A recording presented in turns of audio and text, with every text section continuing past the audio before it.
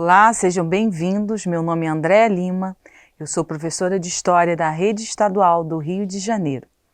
Na aula de hoje, veremos um pouco sobre absolutismo monárquico e as características do mercantilismo. Bora estudar? O absolutismo consistia na concentração do poder político integralmente na figura do rei, do monarca. Essa foi uma forma de governo muito comum na Europa entre os séculos XVI e XIX. Com o poder concentrado no rei, cabia a ele a criação de impostos, determinação e imposição das leis, garantir a segurança do reino, sufocar rebeliões e revoltas e impedir invasões estrangeiras e os ataques. Assim, todos deviam obediência e respeito ao monarca, que, respondendo somente a Deus, não podia ser substituído nem retirado da função. Essa forma de governo agradou a alguns setores da sociedade. A fragmentação política e econômica existente desde a Idade Média não era interessante para a burguesia, pois afetava seus negócios, principalmente por causa das diferenças da moeda, de impostos existentes de uma província para outra.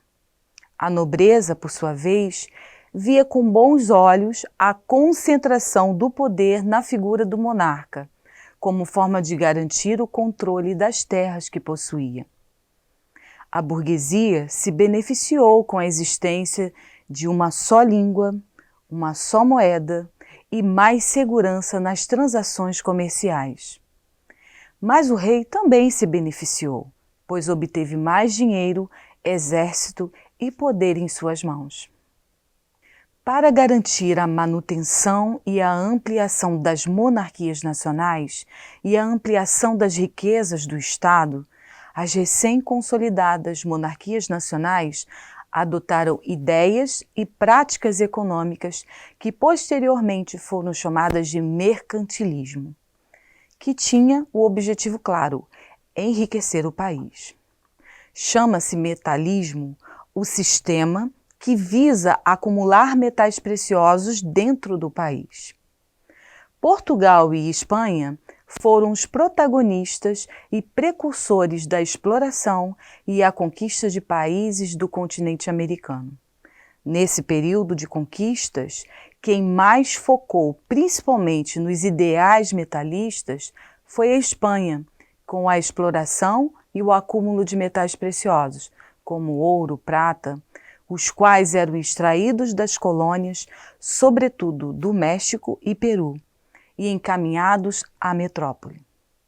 Já no caso de Portugal, o ideal metalista foi mais tardio, alcançando no século XVIII, com a descoberta do ouro na região de Minas Gerais, o período que ficou conhecido como ciclo do ouro.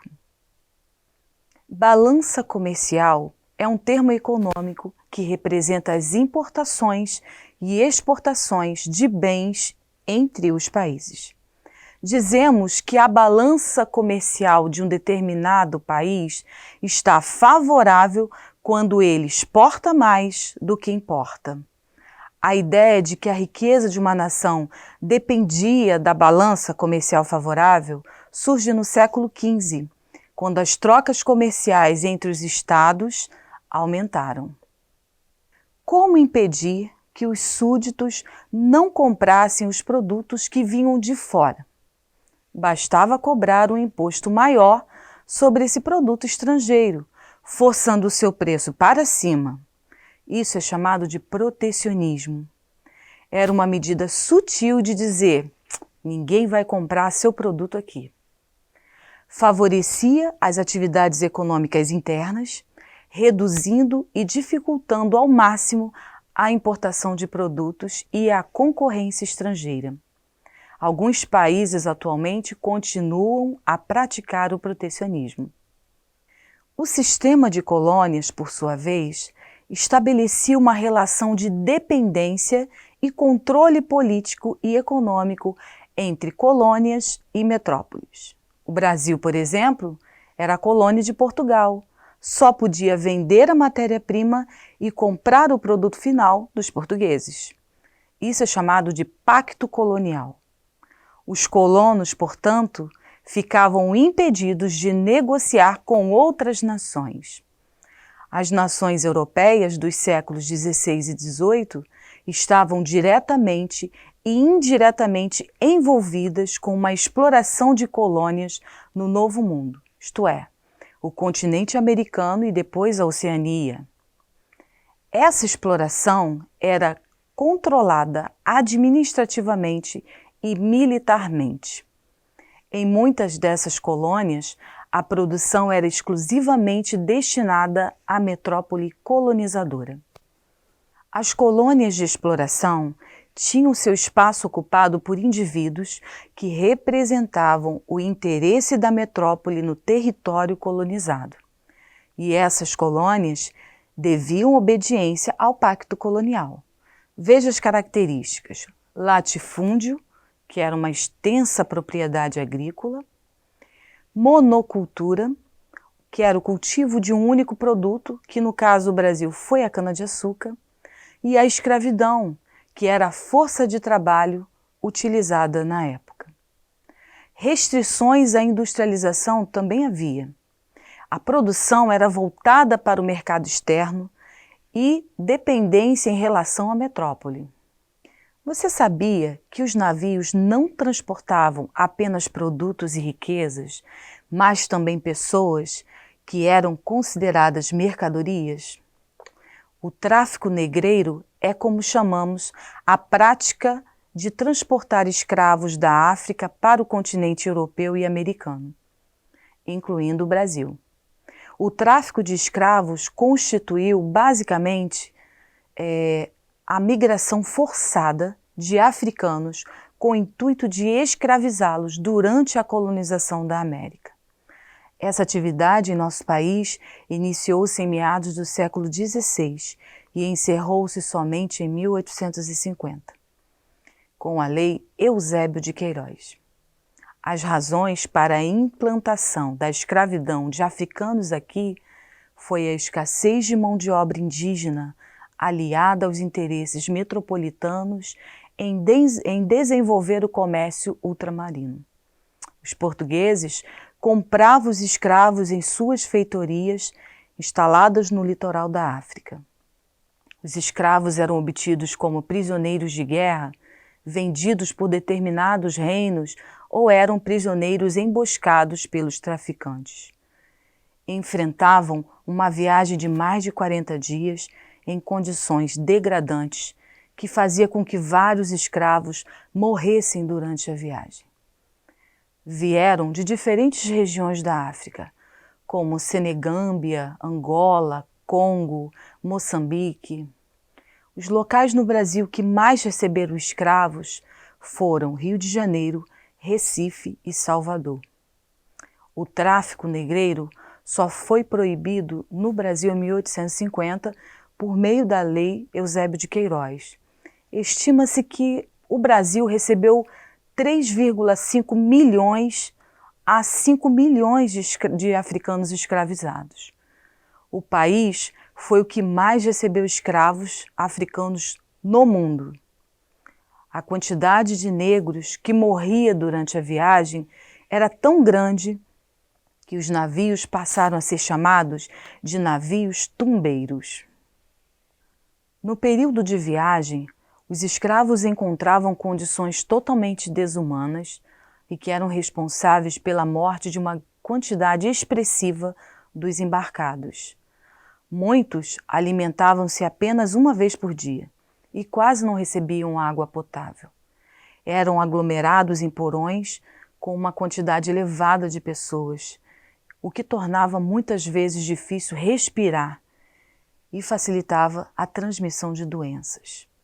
Uma das doenças que mais atingiam os escravos nos navios negreiros era o escorbuto, causado por uma dieta pobre em vitamina C.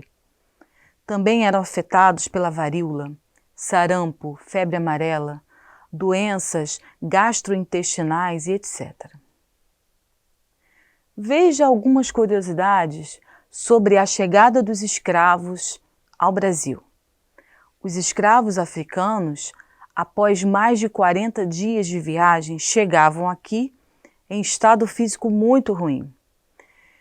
Para mascarar a debilidade dos escravos, no dia da venda, passavam óleo de baleia na pele deles. Os escravos também recebiam estimulantes como tabaco para esconder a sua tristeza.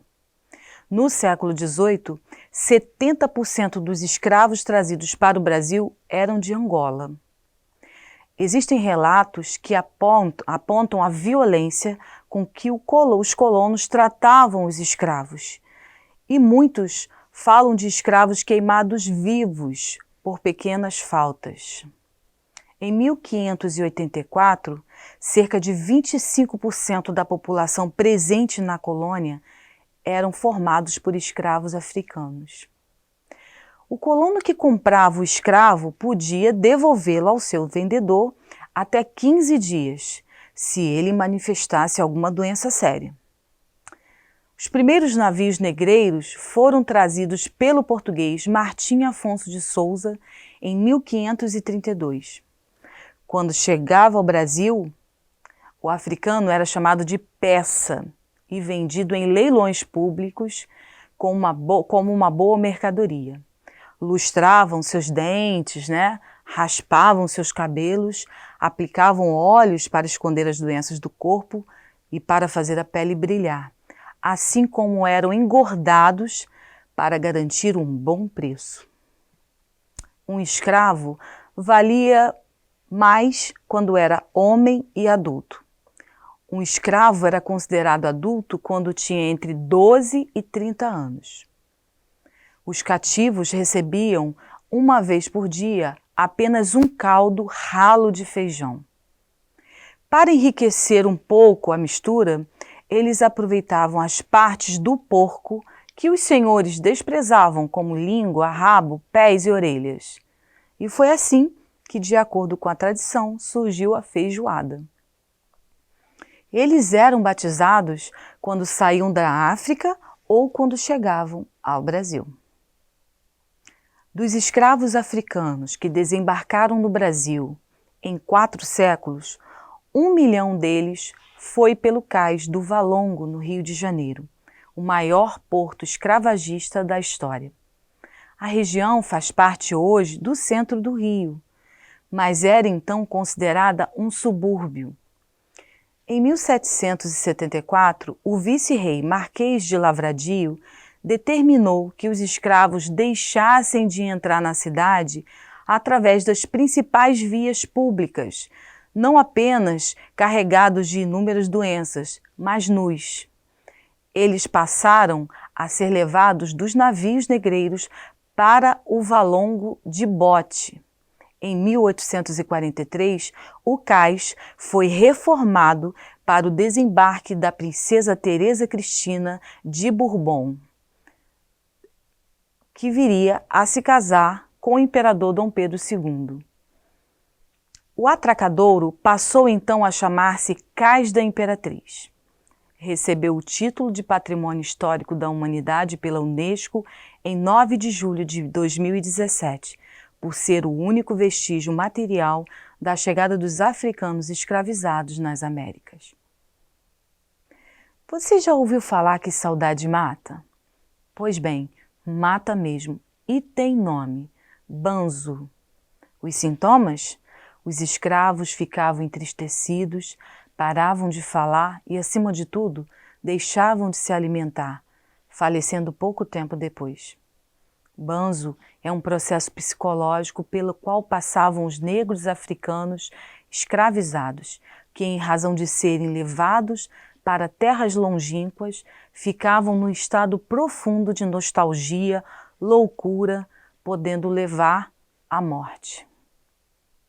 A existência dos escravos foi uma resposta à escravidão, que foi uma das instituições presentes na história do Brasil ao longo de 300 anos. A resistência contra a escravidão já começava no embarque dos africanos nos navios negreiros. O risco de revoltas dos africanos nos navios negreiros era tão alto que os traficantes de escravos diminuíam deliberadamente as porções de comida para reduzir as possibilidades de revoltas, que aconteciam geralmente quando o navio estava próximo da costa. As fugas eram uma outra estratégia utilizada pelos escravos e podiam ser individuais ou coletivas.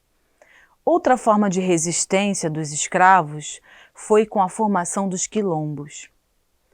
Incluíam também suicídios, abortos.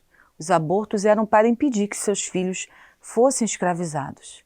E a simples desobediência também era uma forma de resistência. A nossa aula vai ficando por aqui. Eu espero que você tenha conseguido compreender. Um grande abraço e tchau!